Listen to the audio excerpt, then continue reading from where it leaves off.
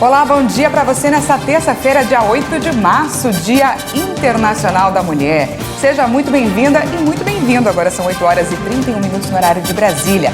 Nesta edição vamos falar, é claro, sobre a crise no leste europeu que entra no seu 13º dia. O destaque de hoje é para a abertura de corredores humanitários em 5 cidades para fugir da guerra.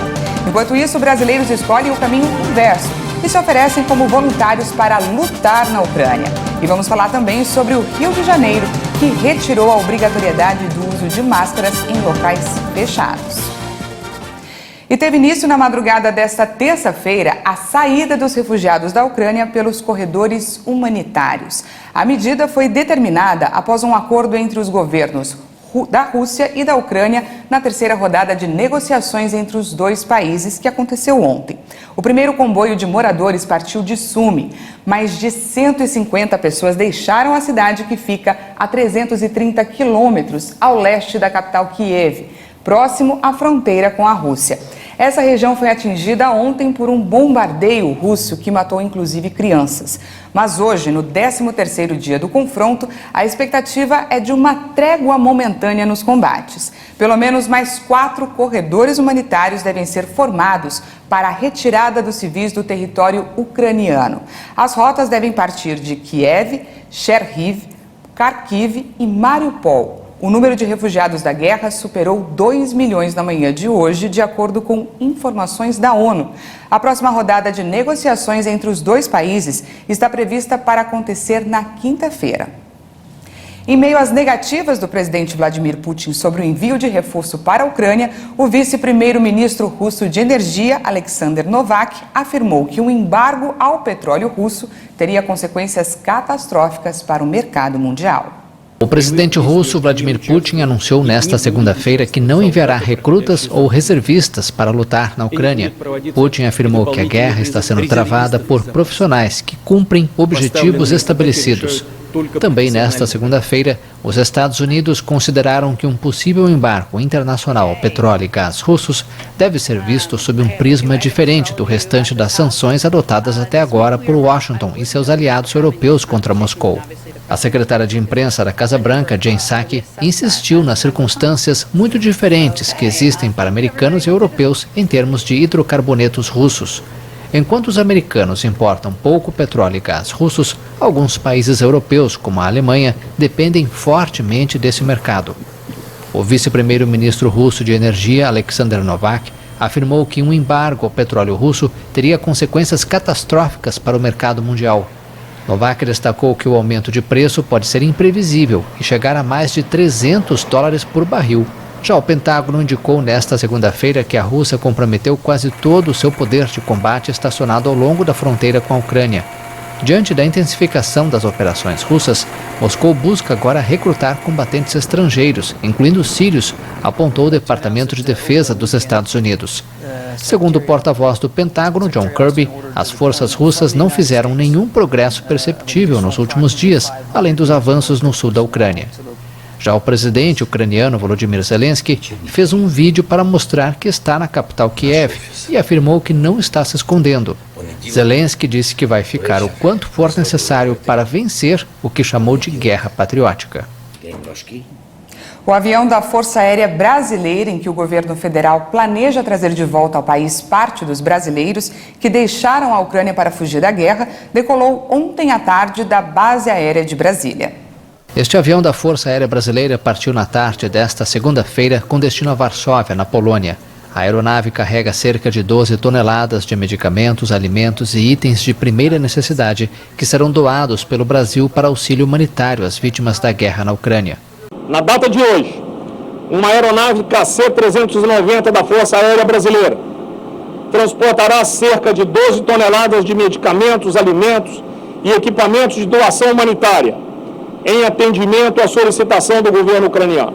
É neste avião também que o governo planeja trazer de volta ao país parte dos brasileiros que deixaram a Ucrânia para escapar das consequências da invasão militar russa. Esta mesma aeronave fará a repatriação dos brasileiros e estrangeiros que estão sob cuidados e segurança da diplomacia brasileira na Polônia. A comunidade internacional sempre contou e poderá contar com o espírito acolhedor do povo brasileiro. A aeronave deve chegar à capital polonesa na quarta-feira, após fazer paradas técnicas em Recife, Cabo Verde e Lisboa. Na volta, prevista para ocorrer já na próxima quinta-feira, o cargueiro vai trazer ao menos 40 brasileiros, 23 cidadãos ucranianos e um polonês que estão sob cuidados do Corpo Diplomático Brasileiro. Enquanto milhões de refugiados já deixaram a Ucrânia para fugir da guerra, alguns brasileiros fazem o caminho inverso. São jovens que se ofereceram como voluntários para participar do combate contra a Rússia. Eles chegam a pagar R$7 mil para viajar e dizem até que estão dispostos a morrer no conflito.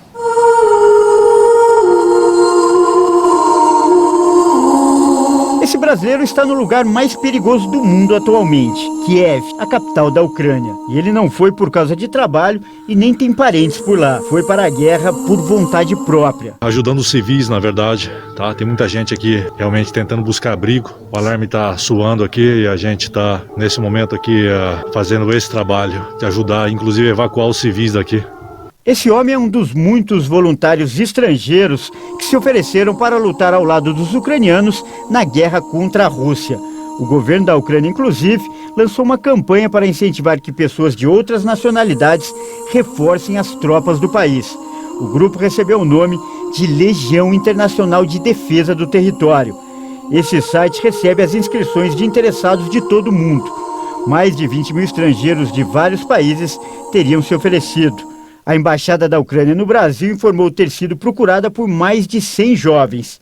Esse vídeo mostra alguns deles. Sou voluntário na guerra contra a Rússia na Ucrânia. Sou voluntário para a guerra na Ucrânia contra a Rússia. E sou voluntário para a guerra da Ucrânia. Estou como voluntário, quero ir como apoio de resgate. Mais um voluntário a se juntar à Força Estrangeira de Libertação da Ucrânia, assim como os demais do grupo aí.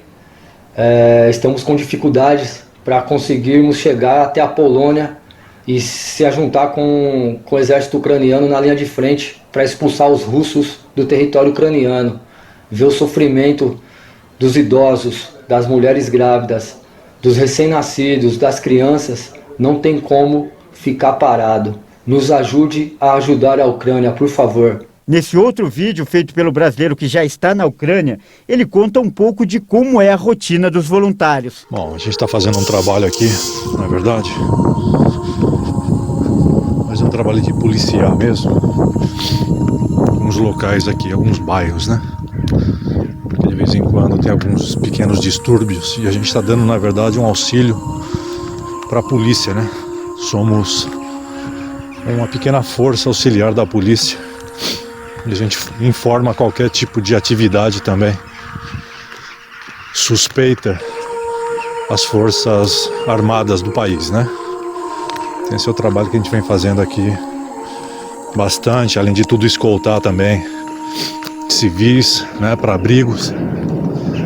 Então, esse é um trabalho que a gente vem realizando aqui diariamente. Para ser aceito como voluntário é preciso ter algum tipo de treinamento ou experiência militar. A Embaixada da Ucrânia no Brasil não confirmou se haverá pagamento para os combatentes, mas é certo que eles terão que custear as despesas de viagem. E uma passagem aérea do Brasil para o leste europeu custa em média R$7 mil.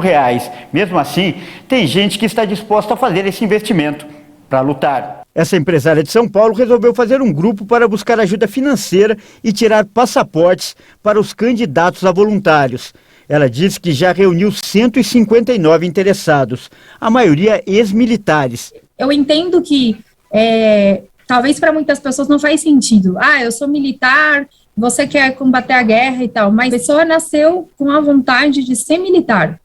É a profissão dele. É isso que ele quer para a vida dele. E talvez isso nunca aconteceu de ele poder ter enfrentado uma guerra. Pode ser um sonho? É um sonho louco? Não sei se é um sonho louco, porque se não fosse um sonho, ele não seria militar, e é uma profissão honrada. O Fábio é um desses candidatos. Ele tem 43 anos e trabalhou durante muito tempo com segurança privada. Acredita que pode ajudar o exército ucraniano. O segurança conta que conseguiu arrecadar com amigos 60% do valor necessário para a viagem e agora aguarda a emissão do passaporte. Os parentes não concordam comigo, com a minha ideia. falam diversas coisas que não vem ao caso agora, né, a respeito da minha vontade de ir lá lutar e ajudar o povo, né, a lutar para ajudar o povo. E com essa ajuda dos meus amigos e de outras pessoas aí, eu consegui arrecadar o valor total para ir como turista, 60% desse valor total aí. E nem as notícias e imagens aterrorizantes que chegam da Ucrânia fazem ele desistir. O Fábio afirma que, se for preciso, morrerá ao lado dos ucranianos. O meu próximo aqui, do meu lado, é o mesmo próximo que está lá precisando. Então, se for necessário perder a vida tentando ajudar o próximo lá que está precisando, eu estou disposto sim. E a seguir a gente atualiza os números da pandemia e ainda vamos falar também sobre o Rio de Janeiro, que retirou a obrigatoriedade do uso de máscaras em locais fechados. Nós voltamos já.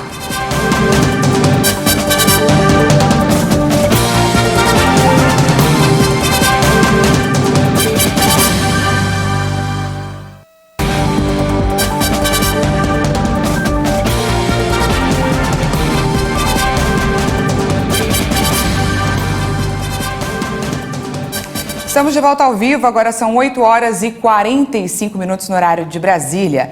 E a guerra no leste europeu, além, é claro, de uma questão humanitária, também atinge o fluxo das trocas comerciais. Com o conflito, o preço das commodities subiu a nível global, determinando uma mudança nessas transações econômicas. Segundo o presidente do Banco Mundial, a guerra na Ucrânia é uma catástrofe mundial que irá inibir o crescimento econômico global.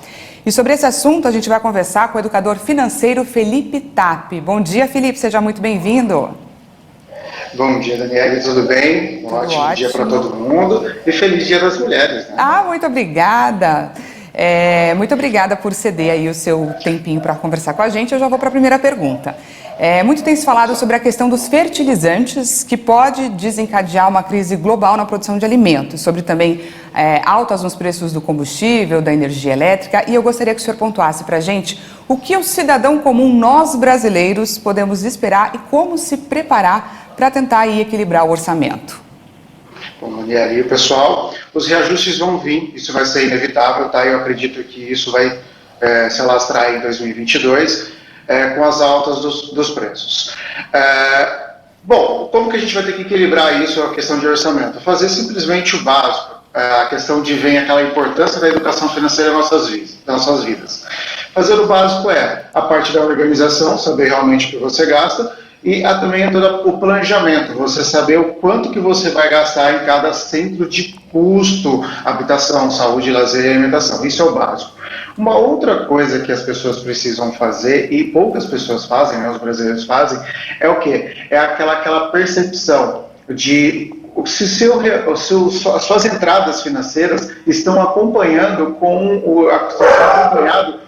essa questão da evolução dos preços. Se não estão, elas precisam estudar, adquirir conhecimento, para quê? Para que elas comecem a ganhar rendas, suas entradas financeiras sejam simplesmente acompanhadas ali com as evoluções do preço das commodities, tudo que está vindo por aí. Então, na verdade, o que as pessoas precisam fazer? Ter a sua organização financeira, ter o seu planejamento, ali saber o seu centro de custo e também estudar, acompanhar aí as suas entradas financeiras que precisam estar ali fazendo fontes de rendas também. E aquela questão de procurar muito bem o preço antes de comprar vai ser a máxima daqui para frente. Agora uma outra pergunta. O real tem se mostrado valorizado enquanto o povo sofre com a inflação. Nos dias 15 e 16 de março, o Comitê de Política Monetária deve se reunir para definir a taxa Selic. E há uma expectativa de aumento novamente nessa taxa. O que tudo isso significa para o nosso bolso? Bom, com o aumento da taxa Selic, para quem tem dinheiro é ótimo, porque você vai conseguir fazer investimentos com maiores rentabilidades. Para quem quer tomar dinheiro emprestado, ou quem está devendo, isso é ruim, porque os empréstimos vão se tornar um pouco mais caros. A Selic é ótima aumentando para quem tem dinheiro, então você vai rentabilizar muito, e para quem está endividado, infelizmente, com o aumento da Selic vai ser vai ser um cenário não tão bom. Automaticamente, a Selic aumentando, a inflação aumentando, isso vai acompanhando os preços também, isso é inevitável. E uma terceira pergunta, nesse cenário todo, eu acredito que a grande questão que muitos investidores têm feito é com relação a essa volatilidade do mercado. Como proteger investimentos? Bom, na parte de proteção de investimentos, renda fixa hoje é o que está se pagando bem, por conta da inflação, por conta da alta da Selic. Provavelmente agora, no dia 16 de março, o Copom reajusta, aumenta mais um pouco a taxa Selic. Então, realmente, esquecer um pouquinho, tomar cuidado com a questão da Selic, das ações, fundos imobiliários, outros fundos, e colocar em reserva de emergência. Pensar também um pouco em dólar, tá? E proteção em ouro. Perfeito, então esse foi o Felipe dando aqui dicas para a gente lidar aí com as nossas contas no dia a dia, nosso educador financeiro. Muito obrigada pela sua participação. Muito obrigado a vocês também. E até mais. E mudando de assunto, o Brasil caiu para 14º lugar em um ranking de mortalidade por Covid. E a média móvel de casos conhecidos no Brasil é a mais baixa em um mês. O Brasil confirmou 198 novas mortes por Covid-19. São 652.341 vítimas da doença no país desde o início da pandemia. Também foram registrados 20.456 novos casos de Covid-19 no mesmo período. Ao todo, já são 29.069.000 diagnósticos confirmados. A média móvel de mortes chega a 430 vítimas diárias. A curva apresenta tendência de queda, com redução de 61%. A média móvel de casos da última semana foi de 40.264 registros por dia. Os dados também mostram uma tendência de baixa, com uma queda de 61% em relação a 2 semanas. No cenário da evolução da doença por regiões, hoje nenhum estado indicou alta. Em estabilidade, agora estão 3 estados: Alagoas, Amapá e Rondônia. 24 unidades da federação hoje registraram queda. O mundo atingiu a marca de 6 milhões de vítimas da Covid, segundo o monitoramento da Universidade Johns Hopkins. Para especialistas, é provável que esse número tenha sido alcançado muito antes por conta da subnotificação, e eles também pontuam que a Covid se tornou uma doença entre os não vacinados. E por falar na importância da vacinação, o Brasil já aplicou mais de 396 milhões e 537 mil doses de vacinas contra a Covid. Segundo o Ministério da Saúde e as secretarias estaduais de saúde, mais de 173 milhões e 303 mil pessoas tomaram a primeira dose. Isso representa 81,24% da população, enquanto 155 milhões e 930 mil brasileiros tomaram a segunda dose, o que equivale a 73% da população.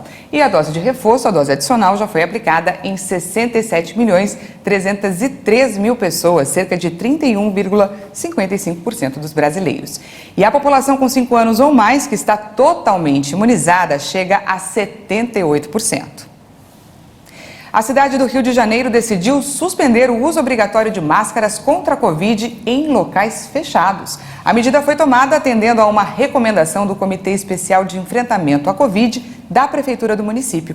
Vamos conferir o que os cariocas acharam da decisão. Pelo Twitter, o prefeito Eduardo Paes anunciou que a partir de terça, o uso do utensílio de proteção não vai ser mais obrigatório dentro de espaços fechados. Muitos discordaram da medida. Eu acho que tem que continuar usando isso aqui, que é para proteger mais as pessoas, né? Porque sem isso aqui, a doença não acabou ainda, né? Ela continua e eu acho que a gente tem que continuar usando. Porque eu acho que é mais uma proteção, embora eu esteja vacinada, mas acho que é mais uma proteção, inclusive para não contaminar outras pessoas, né? De acordo com a prefeitura, a decisão foi tomada depois da recomendação do comitê científico. O uso já era opcional ao ar livre desde outubro, mas muitos cariocas ainda andam de máscaras nas vias públicas. O prefeito Eduardo Paes também revelou o planejamento de abolir o passaporte sanitário quando 70% da população tiver tomado a dose de reforço da vacina contra a Covid-19. E olha só, o governo vai anunciar uma série de medidas de apoio às empresas brasileiras. Os anúncios começam hoje com o lançamento de um programa de empreendedorismo feminino, o Brasil para Elas, em comemoração ao Dia Internacional da Mulher. Os bancos públicos vão oferecer ampliação de crédito para estimular o empreendedorismo feminino e o Sebrae deve oferecer programas de capacitação às mulheres. E como hoje é comemorado o Dia Internacional da Mulher, a gente vai encerrar essa edição com a história de uma ucraniana que foi surpreendida pelo noivo em meio à guerra com a Rússia. A mulher, junto com outros civis, estava nesse carro que foi parado em uma blitz do exército. Mas a ação era falsa, foi combinado pelo noivo dela, que é soldado, e os colegas. Tudo estava armado. Enquanto ela estava sendo revistada, acabou sendo surpreendida com um pedido de casamento. A cena emocionou a todos e viralizou na internet. Que a felicidade dessa ucraniana seja a de todas, a de muitas mulheres do mundo, que todos os dias enfrentam suas próprias guerras e nunca desistem de lutar. Essa edição fica por aqui. Muito obrigada pela sua companhia. Às 10 horas tem mais informações com a Patrícia Verenick. E à 1 da tarde, eu e ela esperamos por você. Até lá!